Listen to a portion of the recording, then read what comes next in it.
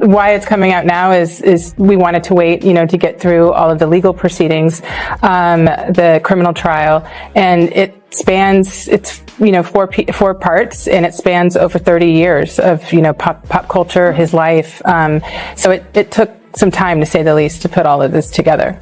It's an important story, and you could just tell it with all the public material. Mm-hmm. You go further, you've gotten your hands on some extra new material people are going to see for the first time, including this video. Any journalist would want to know how you got it, but it is Sean Diddy Combs in the heat of this, right before the arrest for the trial we just discussed, in private moments, talking to his lawyer, cameras running. He also underestimated that with every celebrity, you do have different claims, and some are completely unfounded. But I think that some of these lawsuits, there's receipts. Mm-hmm. And there's footage, and there's voice recordings. And I think that for a man, it's also very interesting, for the culture of hip hop, so many artists record themselves, and they probably, when they were, recording themselves in 2005, never saw the year 2025 and how accessible that media would be to actually make a case for things. And I think 50 Cent's latest Netflix documentary hit screens on Tuesday and instantly set social media on fire,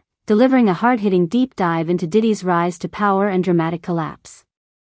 Fueled by striking revelations, exclusive archival material, and unfiltered perspectives from former insiders, the film moves at a relentless pace, pulling viewers into a high-stakes world that was once hidden from public view. And Leasode of Time's Sean Combs.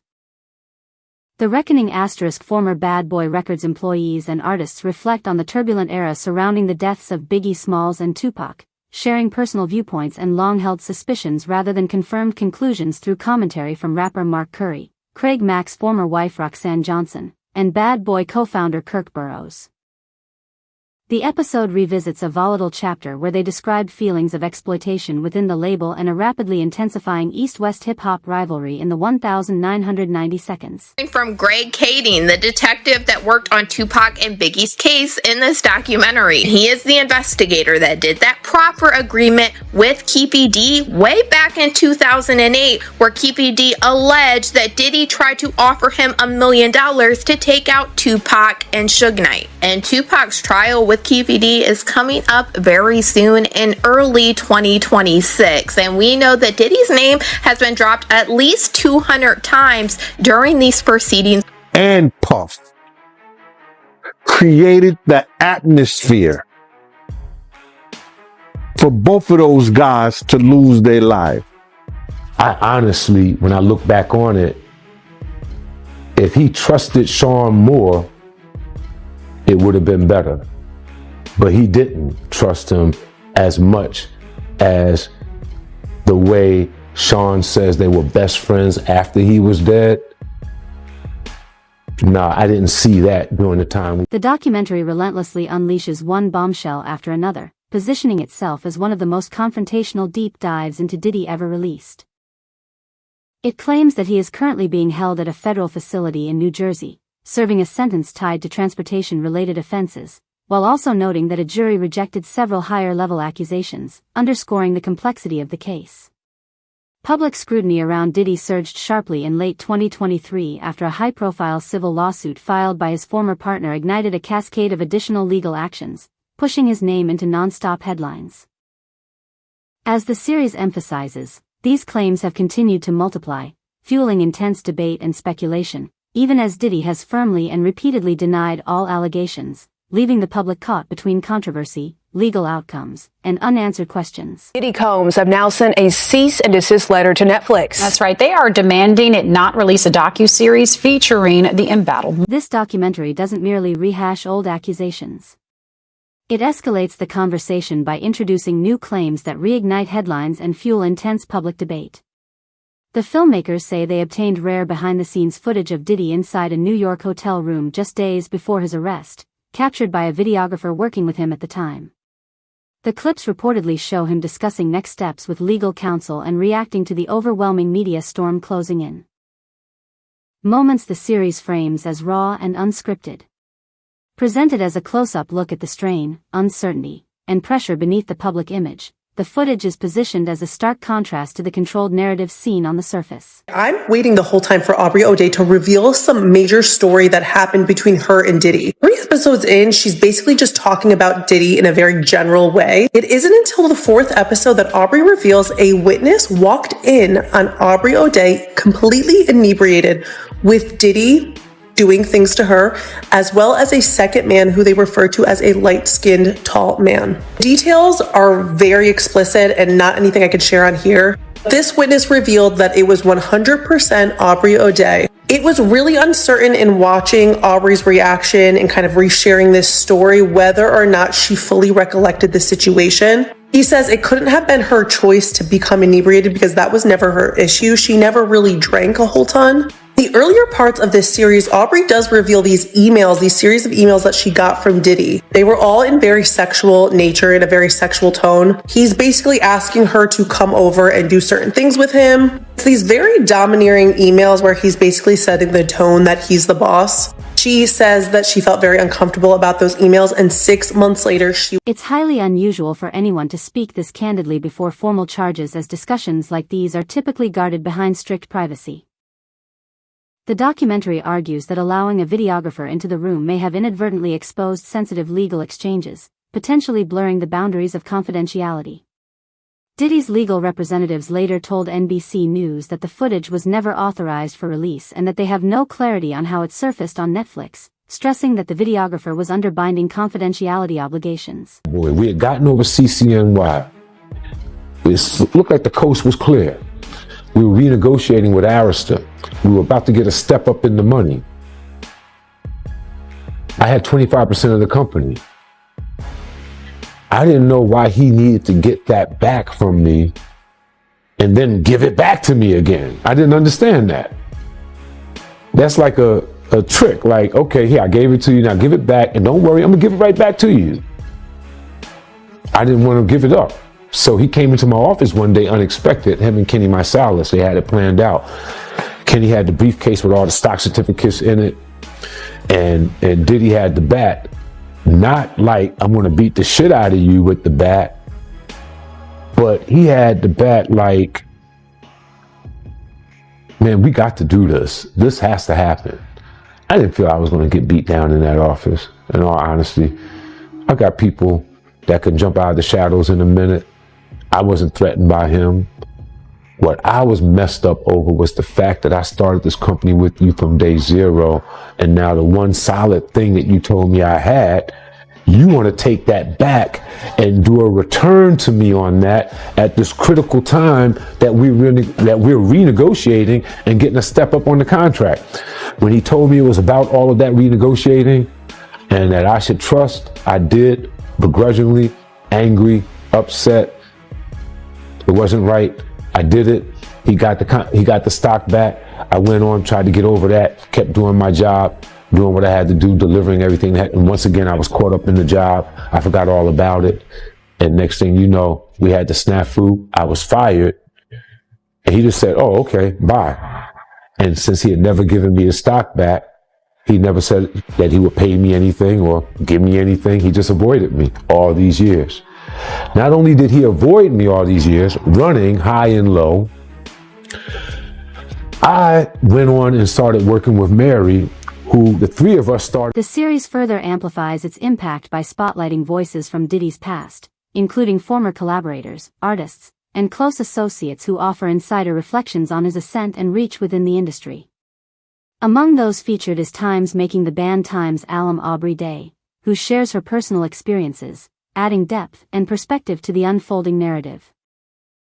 Her account underscores the layered realities of working in the orbit of a figure widely viewed as one of hip-hop's most dominant and influential power players, reinforcing the documentary's portrayal of ambition, control, and complex professional dynamics behind the scenes. Pac's money, Pac wanted to leave, and it could be some other shit that was going on, but they still created an atmosphere for that. You understand that East Coast, West Coast bullshit.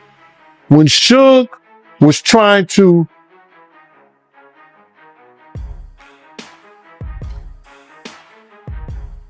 use the New York guys to, okay man, come on, let's make some sense of this shit. And have a meeting and sat down with the New York guys and asked for a representative for Puff to come on, Puff was mad. You see now why Puff was mad. Everybody know now why Puff was mad. That he didn't want nobody to come to the meeting because Suge was playing Pay Daddy. Suge was in there playing Play Daddy with Justin. It's crazy. I said, well, how you gonna be mad at Misa and the East Coast, West Coast? And now we see why he was mad. We don't know if Suge sent Puff those pictures years ago. We don't know that.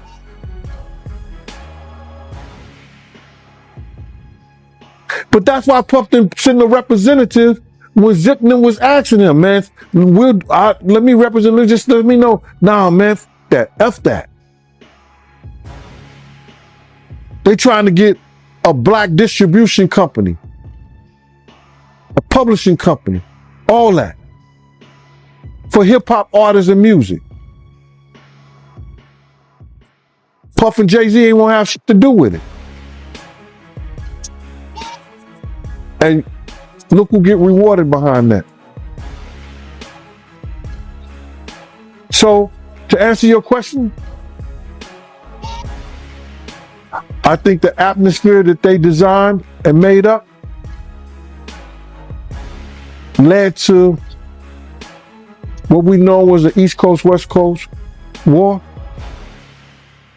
And both of them had some responsibility in. The series continues to escalate with testimony from figures tied closely to Diddy's past as singer Albie Shore, who once dated Kim Porter, shares what he claims to have observed, while former bodyguard Roger Bonds recounts experiences he says revealed troubling behavior toward Cassie, reflecting that his initial positive impression faded as he learned more. Expanding the scope further, Bad Boy Records co-founder Kirk Burrows revisits his former ownership stake in the label, alleging that intimidation and pressure forced him to surrender his share, a turning point he says led to personal and professional collapse. Together, these accounts are presented as personal recollections rather than proven facts, painting a stark contrast between the massive success of the Bad Boy brand and the serious disputes, power struggles, and lasting consequences described by those who say they were left behind. You say Suge looks over, he sees you? He looks right at you? Yeah, he looks at me. Okay. When he looks over at you, and then, Tupac's busy getting shot. Evidently, the story is Tupac's trying to either get out in the back seat or something. Yeah, what do you see happening inside their car? I seen a bullet going Suge's head. I thought he was dead. You thought he was dead. So Orlando across Dre? He leaned over on the window, we rolled down the window, pop. They would drove on my side, I would pop them. You know what I'm saying? But they was on. Burrows later pursued legal action of his own, but the case was thrown out due to the passage of time, and he remains entangled in other legal disputes to this day. Episode 2 then pivots into a hard-hitting examination of the infamous Bad Boy Death Row rivalry, the East Coast, West Coast clash that permanently altered hip-hop's trajectory, contrasting Death Row's roster of Dr. Dre and Tupac with Bad Boy's lineup of Big E, Faith Evans 112, and Mace. The most striking takeaway from the interviews is the assertion that the artists themselves were not driving the conflict. Instead, participants claim powerful industry figures helped sustain and inflame the feud until it reached a breaking point.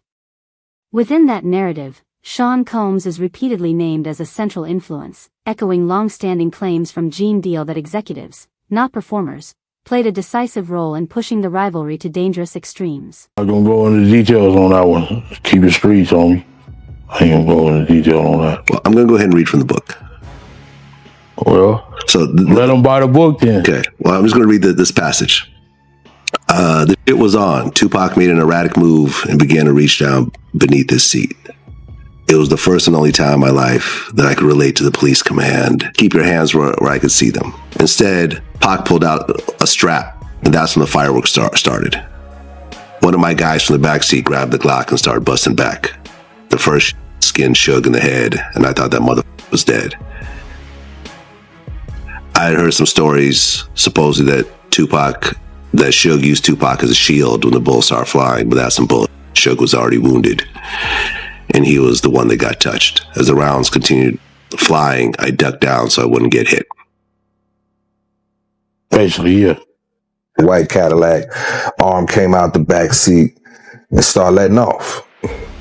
What went through your head when you saw that? They shot my name. 2008 proper agreement, he alleged that Diddy's friend Zip Martin is the one that gave him the weapon that was used to take out Tupac. And Keefe D told the investigator Greg Kading that Zip Martin had a special compartment to keep this weapon in his car that he drove to Las Vegas. And in this documentary, we have Greg Kading confirming that Zip Martin did drive the same type of vehicle that Keefe D alleged to Las Vegas this night. And then during this documentary, we heard from the former president of Bad Boy, Kirk Burroughs, who alleged during this time, Diddy had him hiring a whole bunch of people and getting cars to drive to Las Vegas. And he is now very curious into why Diddy wanted to do this. And he said, in his opinion, he now believes that Diddy was behind taking. The documentary claims the label feud expanded far beyond music, evolving into what it portrays as a dangerous street-level conflict, alleging that rival groups became informally aligned with opposing camps tied to Bad Boy and Death Row. Within this narrative, the series places Diddy at the center of a complex web of associations, citing connections through Eric Von Zip, whom Diddy once described as a family figure to Dwayne Keefe D. Davis, a name long linked to gang-related discussions in New York. Drawing on recorded material referenced in the series and commentary from former LAPD detective Greg Kading, the episode presents Davis recounting his version of events surrounding the 1996 Las Vegas shooting that killed Tupac, including claims about the individuals involved. While these accounts are presented as personal statements rather than proven conclusions, the documentary amplifies their impact by featuring interviews with figures like Keefe D himself, layering first-hand perspectives that intensify the controversy and deepen the already explosive narrative. That after Pac got Puffy gave Zip $1 million that was supposed to be handed over, and Zip ended up keeping it. And I remember when I interviewed TK Kirkland, who was actually roommates with Zip at one point. They were that close. He actually said, yeah. The feds said that too. He said that actually happened. Well, the story that has circulated was that after Tupac got, Puffy allegedly gave the money. I heard to Zip. Yes. And Zip was supposed to give the money to Keefe and them. Yes. But he never gave the money to him. But thank God he never gave him the money, right? Think about it. If he gave the money, Puffy will be in prison now, money for hire. So thank God. It's just a true story. I'm not saying yes or no, but if he would have gave them the money, it'd have been for hire and Puffy would be locked up. The series intensifies its claims, with Davis alleging that Diddy had offered financial incentives to target Tupac Shakur and Suge Knight, who was riding in the same vehicle during the infamous shooting. Assertions presented strictly as his personal account rather than established fact. Davis claims the promised payment never came through, attributing it to Knight surviving the attack and to the funds allegedly disappearing with Eric Von Zip, who has since died.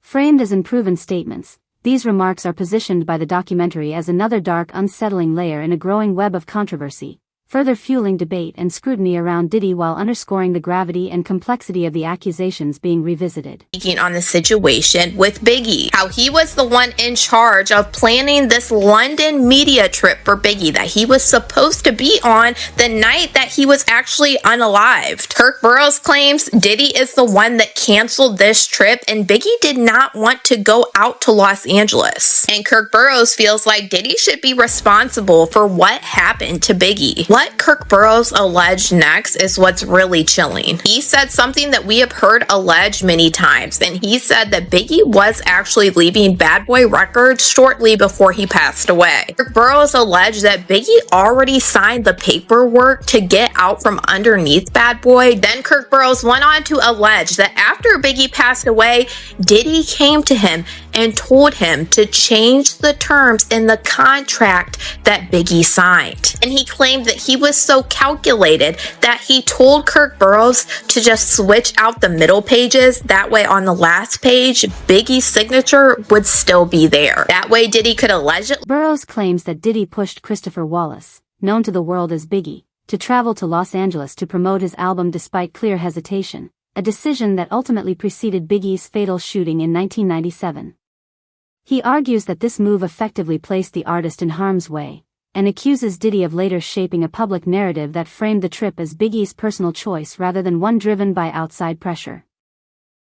Presented as allegations rather than proven facts, these assertions introduce a sharp and unsettling challenge to the long-standing version of events, adding fresh controversy to a chapter of hip-hop history that has remained deeply sensitive and fiercely debated for decades. LA so soon, knowing that Tupac got killed 6 months earlier.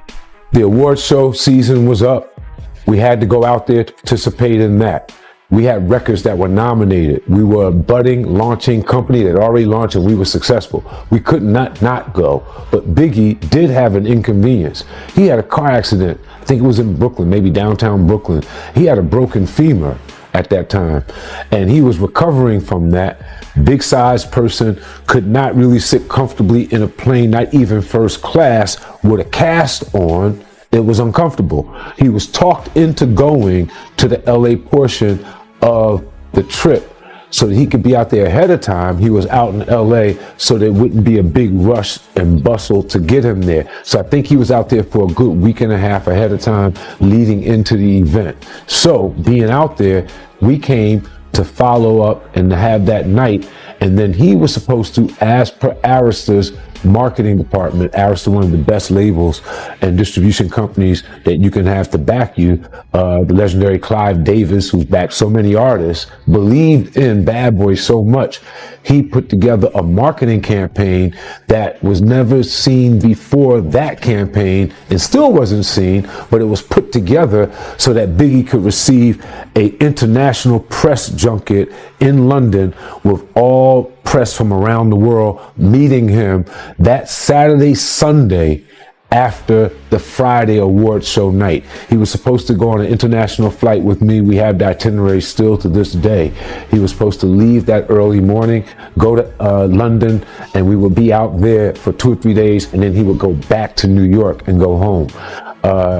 Diddy called Sean P. Diddy, whatever his name was during that time, called late Friday night, early Saturday morning, saying he's not going to London. Call Arista, cancel it. You go. You represent it. You go. He's not going. He wants to stay here in LA. Kirk then went on to explain that Diddy pulled the budget for Biggie's security on purpose, so he would be left undefended. You have a budget for everything that you do. The budget for Big in LA for the award show ended that Friday night, Saturday morning, when a new budget started to get him from LA to London, where he would be taken care of with security, his friends, and everyone that he wanted to be with him in the style that he was accustomed to handle the press junket. When that didn't happen, that budget was never opened. The budget for LA ended, and there was a great need for security that Saturday night, and he was out without that security. The beef up. And we lost him. And in that decision, what it put us in, that decision put us in the worst situation that we could have ever been in. We lost our number one talent. We're on a West Coast where we're surrounded by enemies who told us not to be here. We really shouldn't have been there, but we were. Now we have to get out of there. At that time, I brought most of the company with me. I had a lot of interns, young people. I had to account for them with their parents. We had to get them home. That weekend, I think we had to get Sean out first. 1, 2, 3 steps in the trunk of a car, moving out the city limits to another airport on that flight out. I stayed until Sunday-ish or so, making sure all the interns, all the executives, every last one of the kids that was out there with us was back east. And then we had to make preparations for Big's family to know where he was at, for them to make preparations to bring him back home a week. Kirk Burrows goes even further, asserting that the bond between Diddy and Biggie was far less personal and supportive than the image Diddy has publicly promoted for years. He claims the two were not especially close and alleges that Biggie's safety was not treated as a priority. A portrayal that sharply contradicts the long-standing narrative of loyalty and brotherhood. Framed as Bureau's personal perspective rather than established fact, these statements introduce a disturbing counterview that challenges the polished legacy surrounding their relationship and deepens the documentary's exploration of power, image, and accountability. Oh, hi, Gene. How are you? All right, man. You know I ain't seen you since I came to your house and had that conversation with you. How you been? You all right? I've been okay. I've been watching you on Facebook. I'm sorry, Ms. Wallace. I'm sorry I had to do what I had to do, but you know, it is what it is. Okay, I know you do. Thank you, Ms. Wallace. Like I told people, I said if Ms. Wallace would have called me and told me to shut it down, I would have shut it down. Ms. Wallace ain't called. She knew how to get in touch with me. If Ms. Wallace didn't tell me to shut it down, I'm going to keep doing it because I respect you, Ms. Wallace. And do what you do. First thing I said was, Ms. Wallace, if you tell me to stop, leave Puff, stop, no, I didn't say leave Puff. If you tell me to stop doing what I'm doing, I will. She said, no, G, I watch you. You keep doing it. You doing a good job. You, man, listen here. Yo. I was happier than one of them boys at a Diddy party. I was so happy, man, it was crazy. Cause this was the first time I had talked to Miss Wallace since the last time I talked to her and was telling her about Big's death. Adding to the weight of the controversy, Biggie's mother has openly said in past interviews that she believes Diddy may have been involved in circumstances surrounding her son's death, a belief she has expressed as a grieving parent rather than a legal conclusion. Her statements injected deeply personal and emotional gravity into the narrative, intensifying public scrutiny over events that have haunted hip-hop history for decades.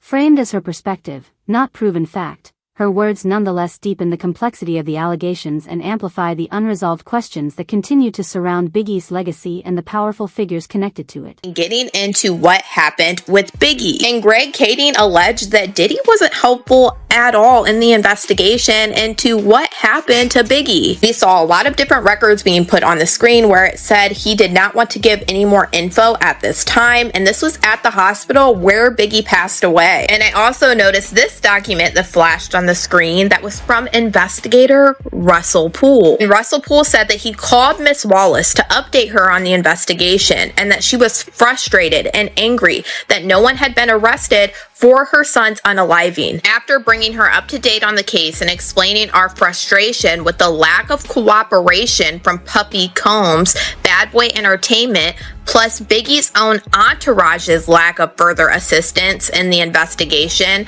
Miss Wallace calmed down and understood the situation.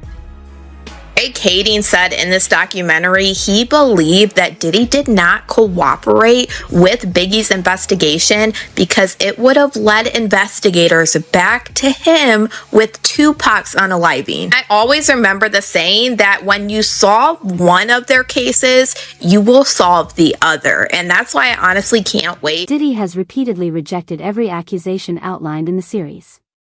And those denials now stand as his primary line of defense as scrutiny continues to intensify.